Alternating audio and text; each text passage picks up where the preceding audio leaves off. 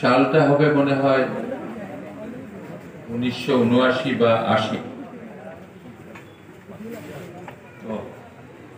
79-80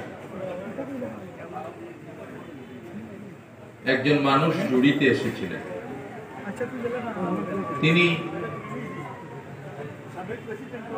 আমাদের মতোই মানুষ ছিলেন, কিন্তু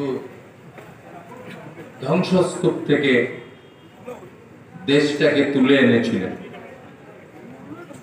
75 সালের 7 নভেম্বর সিপাহী জনতার বিপ্লবের মধ্য দিয়ে রাষ্ট্র ক্ষমতায় সিপাহী এবং জনতা এই দেশকে রক্ষা করবার জন্য তার উপর দায়িত্ব দিয়েছিলেন, তিনি দায়িত্ব নেন নাই।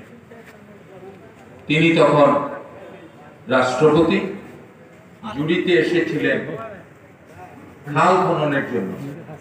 আপনাদের কি মনে আছে সেই কথা? সেই ব্যক্তিটির নাম কি বলেন তো? আবার বলে কি নাম? আমরা কি তার দল করি? তার দল করি। সেই রাষ্ট্রপতি প্রতি গভীর শ্রদ্ধা। আর এখানে এই অঞ্চলে যিনি নির্বাচন করেছেন ভবিষ্যতে সংসদ সদস্য প্রার্থী জনাব নাসিরউদ্দিন মিঠু খুব দুঃখ করে একটি কথা বলেছেন। আমি শুনলাম যে আশেপাশে সবাই আছে, বিভিন্ন ক্যাম্প খুলেছে, খাওয়ার দাওয়ার ব্যবস্থা, সভাস্থলে মানুষ নাই। তো নাসিরউদ্দিন মিঠুকে বলতে চাই যে এই সভাস্থল এবং আশেপাশে অসংখ্য বিএনপি নেতাকর্মীরা আছে, এই সভাস্থলটাকে রাস্তা পর্যন্ত প্রসারিত করেছেন। আপনি এত দুঃখ করেন কেন?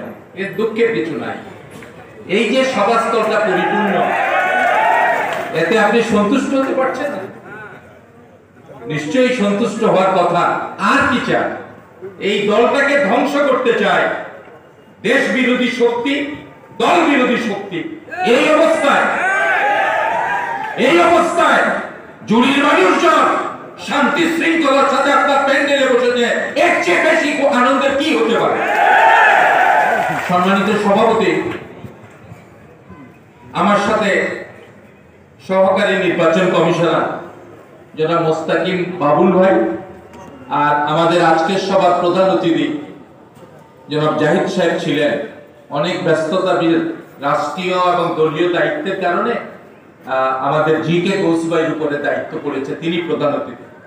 জি.কে. ঘোষ একটি মানুষ নয়, একটি নাম নয়, একটি এলাকার অধিবাসী নয়।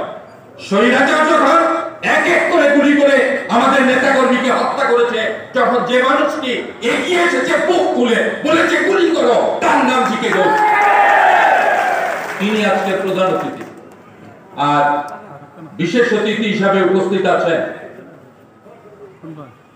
জিয়াউর রহমান সাহেবের পরে যিনি আমাদের এই অঞ্চলের রাজনীতিকে নেতৃত্ব দিয়েছেন, জুড়িতে অসংখ্যবার এসেছেন। এই রাস্তাঘাট সমস্ত কিছু, রাস্তাকে যদি জিজ্ঞাসা করেন তোমার জনককে, এই ইট পাথরের রাস্তা কথা বলতে পারে না, নৈর্ব্যক্তিকভাবে সে বলবে আমার জনক সাইফুর রহমান। সেই সাইফুর রহমান সাহেবের যোগ্য উত্তরসূরি, যোগ্য সন্তান।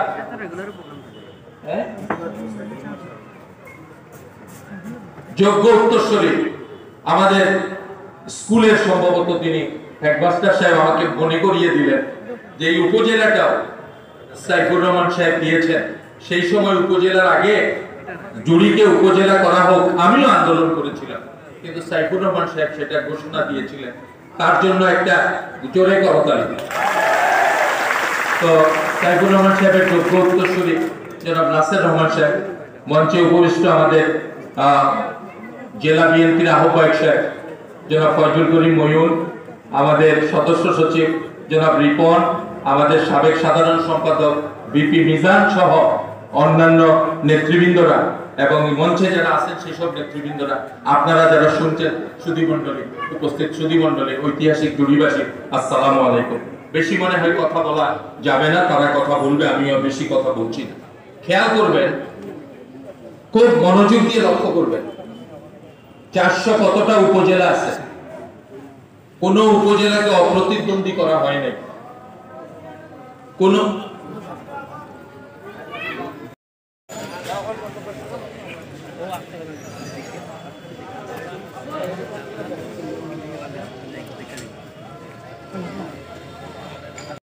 আমি অনুরোধ করছি সম্মানিত অতিথিবৃন্দ, জড়িয়ে একটি ঐতিহ্যবাহী শহর, এই শহরের সাথে আপনারা আজকে আমাদের মেহমানদেরকে সম্মান জানিয়ে আপনারা নিজ আসনে বসে পড়ুন। আমি সবাইকে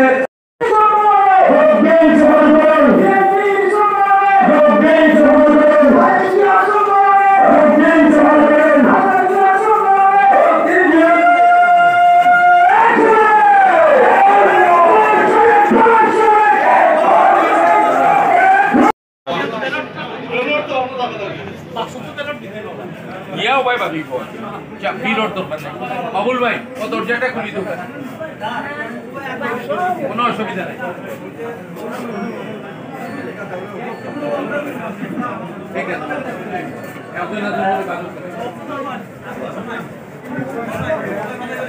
একটু আপনারা একটু একটু চাপ রাখুন, একটু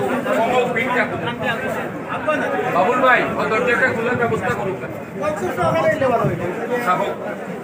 দেখি হয় দিলেও, অন দিলেও, অন আনিলেও কা বক্স।